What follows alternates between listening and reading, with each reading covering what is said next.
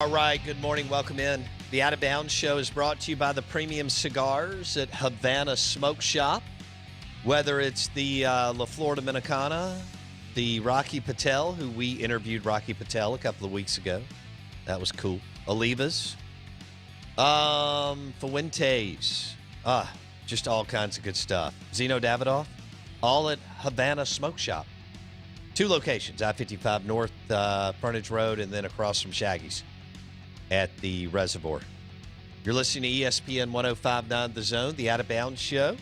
Welcome in our friend Tom Luginbill, National College Football Analyst and friend of the show, on the Bucked Up Energy Drinks guest line. How are you, buddy? I'm good. You know what? Your little intro there got me thinking. Last week when we talked, you said you were going to send me some goodies that you thought I'd like. I've got to do that. Now, that means that if you get them like before May 5th, Christmas? That's huge. You know how I am. I know how you are. That's good. I'm going to stay on you then. Me, I don't do well mailing. I do some things pretty well in life, but mailing stuff is not something I do well.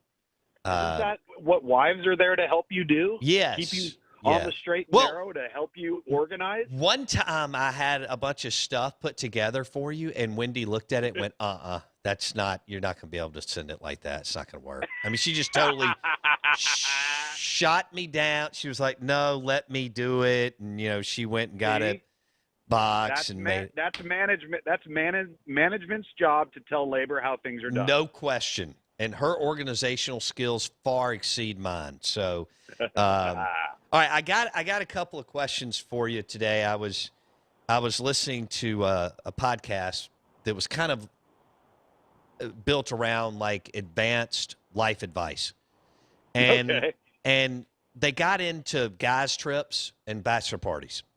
All right. And I wanted to ask you, so which one of these guys is worse? We all have, buddies, and we all give people a hard time. Is it the guy who goes on trips and never cleans up? Or is it the guy who's never picked up a tab?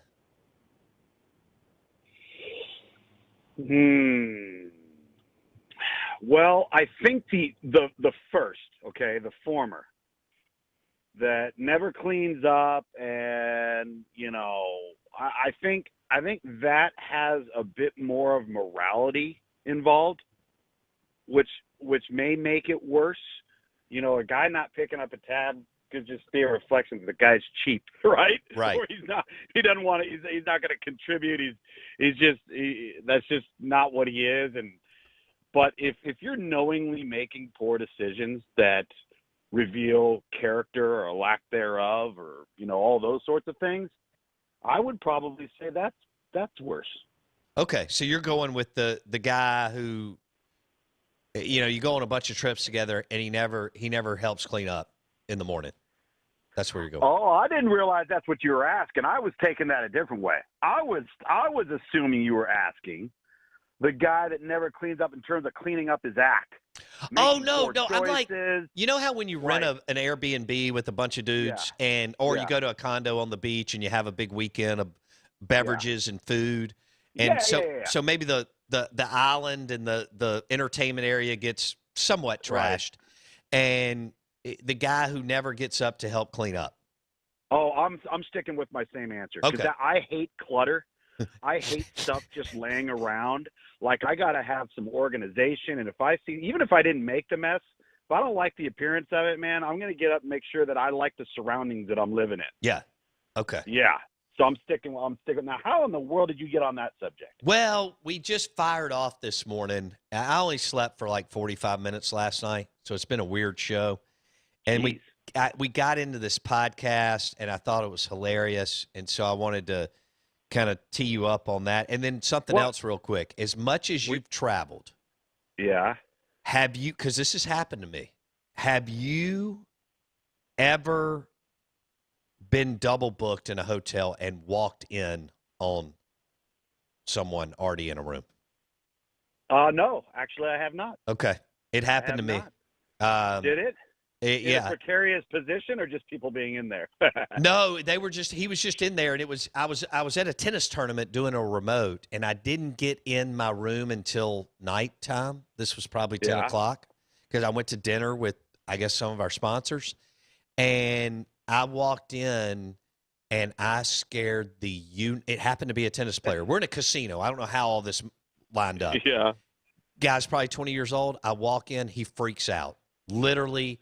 And I don't blame him. I mean, I didn't know. I'm doing the key card, and all of a sudden, and he couldn't speak English. Okay? Oh, boy. Which was and I just felt for him. Anyway, Sure. I went back downstairs and I thought about it. I was like, man, this guy's in a foreign country trying to make the ATP tour or something. And Right. and can you imagine me scaring the hell out of him at 10 or 11 at night? I can't believe as many hotels as you've been in that you haven't ever been double booked. That's interesting. Not only that, I've also never been on a plane pre or during pandemic where somebody has acted like a jerk and they had to bring in like TSA and take them off the plane. I've never, as much as I fly, I've never experienced that either. Okay. That's a good thing. That's a good thing. I guess so, yeah. I'm trying to think I don't think I have. No, yes, it did. It happened once, and that gets very uncomfortable.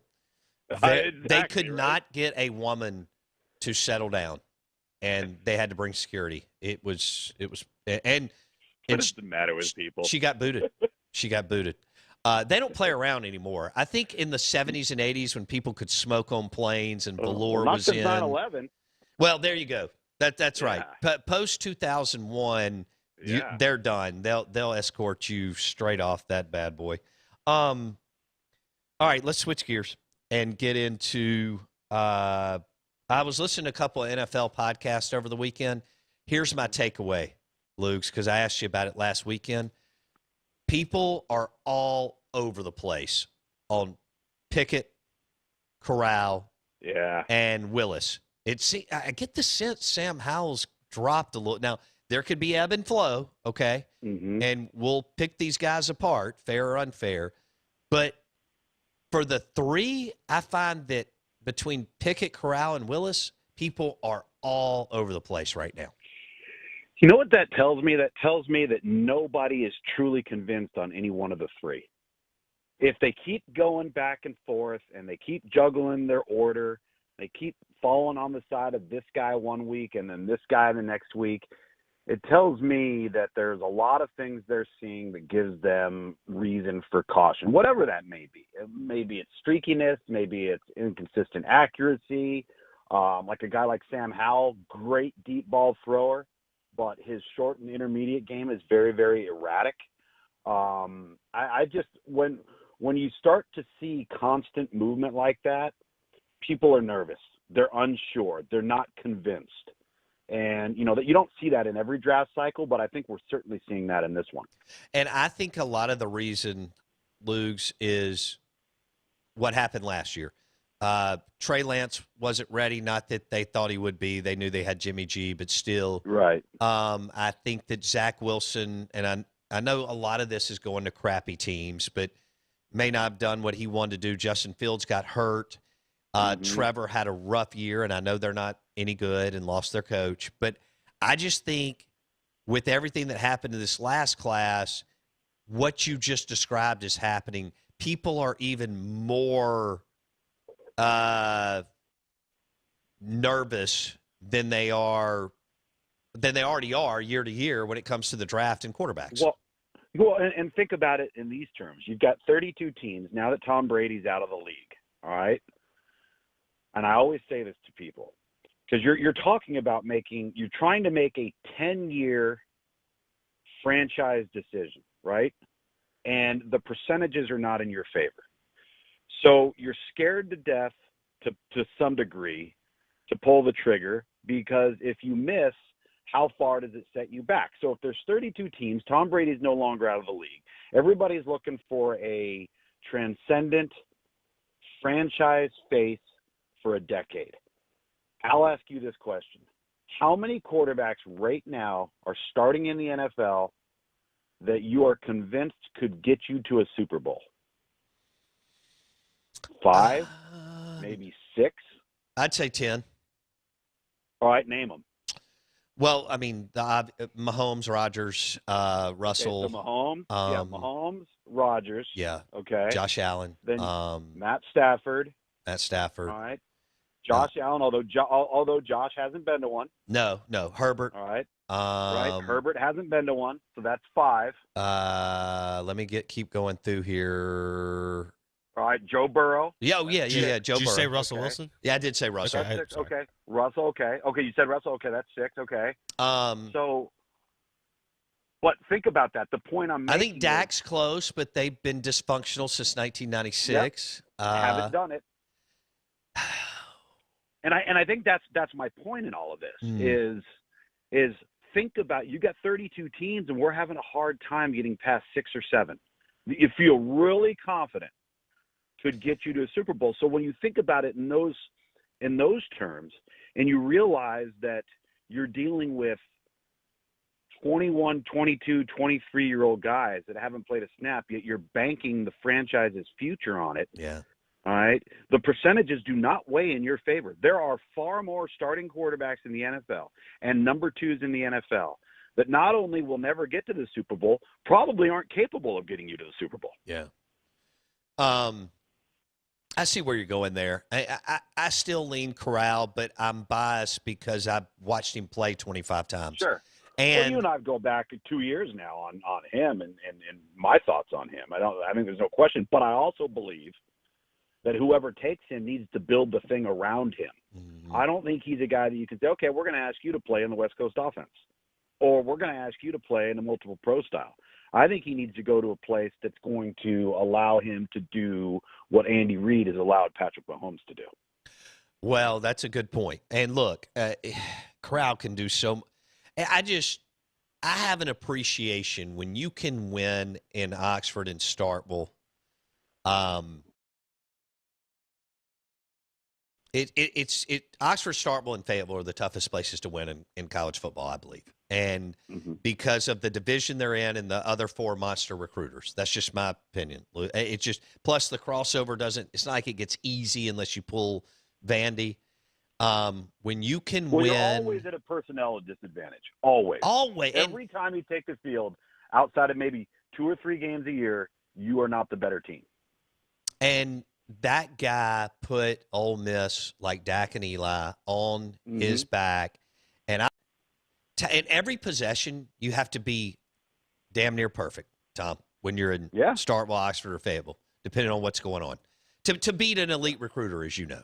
And so Tom Luginbill on the Bucked Up Energy Drinks guest line. Look, they're going to be pushed up. I fully believe Pickett, Corral, Willis are going, and they're going early. I know what everybody's saying right now. There is plenty of time, and by about April 20th, a week away from Vegas, I think they are all going to be super hot, and they're going to be pushed up the board, Tom. Well, keep in mind, we've got pro days coming up. You've got the interview process. You've got the combine. You've got the scrutiny that comes from behind the scenes of the combine. Guys haven't gotten on the board with coaches and scouts and all those sorts of things. I mean, all of that is still yet to come. So what we're talking about now may take a 180-degree turn once all those face-to-face interactions start to occur and the pro days start to occur. Yeah. Yeah, and I don't know. Now they're saying Corral not going to the Senior Bowl may have been a good move. Who knows? All right, let's switch gears on what just happened about a month or so ago in the world of college football. Georgia won the national championship with a walk-on quarterback. I didn't think it could happen. I was wrong. We've now had Ed Ogeron and Kirby Smart, who I don't think are necessarily like legal Eagles when it comes to X's and O's, but they've won where they have elite talent. And I think you would probably disagree with me on the Kirby part, and that's cool. But now that you don't think Georgia has elite talent? No. I meant like that Kirby's some kind of like baller X's and O's guy. Oh, gotcha. Okay. All right. No question Georgia has elite. Golly, did he load the boat the last few classes? Yeah.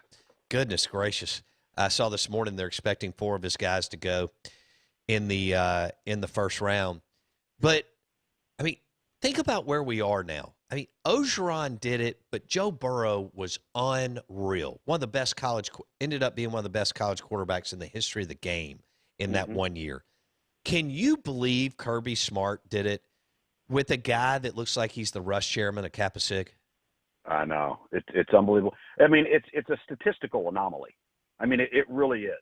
The only way that happens, and I don't want to take anything away from the accomplishments and the achievements Sure. of Stetson Bennett. That's not fair. But that does not happen without a generational roster around it. It just doesn't. You'd have a better chance of winning the Powerball and getting in a plane wreck on back-to-back days. I mean, that's literally what we are talking about here. And so the question then is, can lightning strike twice in the same spot, right? Because ultimately, at the end of the day, when you look at these teams that have won the national championship, yes, they're on great rosters, but you're talking about Deshaun Watson, first rounder, Trevor Lawrence, first rounder, Bryce Young possibly could be a first rounder, Tua, Jalen Hurts goes in the second round. I mean, all of these guys that have played the quarterback, Justin Fields, that have played the quarterback position for some of these blue blood programs have been generational type talents at the collegiate level, right? We'll see how they bore out, long term at the NFL level. But Georgia just did that without one. So my question then becomes, what if Georgia somehow gets their hands on a Matt Corral or the next Trevor Lawrence? Or good grief. What if they land Arch Manning? Yeah, right. So just imagine that. I mean, think about that. Well, I can't believe that they're going to do this again with him, but when you've got all the chips and the equity after winning a title, you can ride with Stetson Bennett the fourth one more time. Sure. I wouldn't, even though he is, your national championship QB. But yeah, but what's your answer there right now? Because with all the guys in the port, yep. I mean, we just went through it, right? But with all those, because hey, this Kirby's a closer, right? And with all the guys in the portal, even after winning the title, Tom, I would have gone out and landed one. I would have. So here's my retort to that, because I think Kirby got burned by this, and I've always defended Kirby in this regard because this was not his fault. This was an absolute flash in the pan type scenario. That second year at Georgia, when Jacob Eason gets hurt, all right, and then Jake Fromm becomes a quarterback as a freshman, takes him to the national championship game, all right, as a true freshman. They signed Justin Fields. What are you going to do, bench Jake Fromm? Like, how do you do that? Like, how do you justify doing that? And so Kirby's line of thinking this time around may have been very, very similar. He may have been going, okay, well, maybe there's a better talent out there, but how do I justify putting this kid on the bench and we just won the national championship? Like, I get it. I see what you're saying. Through his perspective, it's how do you justify it? I just have to have a big boy conversation. I mean, you sit him down and go, hey, I had a chance to get whoever. And we decided to make our Caleb Williams. Yeah. That's who it needed to be. Yes. It needed to be Caleb Williams. But, I would just sit him down and go, hey, we love you. You were a ball. I mean, you were somewhat of a baller at times, but I'm here to make our room better. Right. Right? Yeah. Yeah, I agreed to that end, but they can blame themselves for that as well because they have not recruited the quarterback. I got something for you then. All right, yeah. Tom Luginbill on the Bucked Up Energy Drinks guest line. Kirby and Saban and whoever now, they're always trying to recruit better than what they got. Of course. Well, but isn't it funny, though? Every now and then it doesn't apply in this weird situation where you got a guy who know's limited and who you can upgrade. But like at edge rusher, you wouldn't hesitate. At corner, at wide receiver, guys coming back. You're still trying to replace. I heard an SEC baseball coach who is a baller and has a title say, I'm trying to recruit to where I replace that guy who's starting. Oh, always. Absolutely, always. And I think the only X factor in this discussion is a national championship. Yeah. If that's not involved in this equation, let's just say Georgia lost to Alabama, okay? Now the conversation, I think, is a little bit different. Then I think he gets Caleb Williams, Jackson Dart, or Spencer Rattler. I do. Tom. Right. See, I think, there was a bunch of guys. I think Jackson Dart and Caleb Williams were long-term answers for Georgia. I really did. I felt like, whoa, holy smokes. You talk about an upgrade. You talk about talent. You're going to have great talent around them. But they chose not to do it. And again, I see both sides of it. I really, really do. And, to Kirby's defense, the poor guy's been through this twice now. Like, he's been through a scenario that nobody could have imagined. You couldn't imagine that a freshman was going to take over as the number 2 and take you to the national championship. And then how are you going to imagine that the walk-on that you've been trying to replace wins a national championship for you? All right, we got 2 minutes. We just had a texter who's upset with me. Bo, Kirby Smart develops players as well as anyone. Not sure why you continue to put him down as a coach. Tom Luginbill, do you agree with our texter that Kirby develops players as good as anyone? Oh, I think they do a nice job of developing players, and here's why. It's hard to get your 5-star players to be 5-star players in college. Because what happens is they all think they're so good, and they've all been told they're so good, and then it's very easy to go on cruise control. How do you prevent that? That's player development to me. Getting your best players and your best leaders to actually perform that way, regardless of how they were labeled coming out of high school. So yes, I agree. I personally think that they have done a terrible job at quarterback. I do not think they've done a good job at quarterback in any way, shape, or form. And that's the area where I think they need to really upgrade in evaluation and who they target. We'll leave it there. Tom Luginbill, national college football analyst with ESPN on the Out of Bounds show. And if you go on a guy's trip or a bachelor party with Lugs, he's not going to be the guy that doesn't help you clean up. So clean up after yourself. That's right. That's right. Have a great week, buddy. See you. All right, man. You too. See ya. Tom Luginbill on the Out of Bounds show, brought to you by the Premium Cigars at Havana Smoke Shop at the Res across from Shaggy's, and also I-55 North Frontage Road. Will, have you been to Shaggy's? No. Blake has. I haven't. But I'll tell you what's close to Havana. Mudbugs. And I did not hit Mudbugs this weekend because I was in Starkville all weekend. It's time. Weather's getting warmer. They'll be back open on Wednesday. Do they open tomorrow? I know they'll open on Wednesday.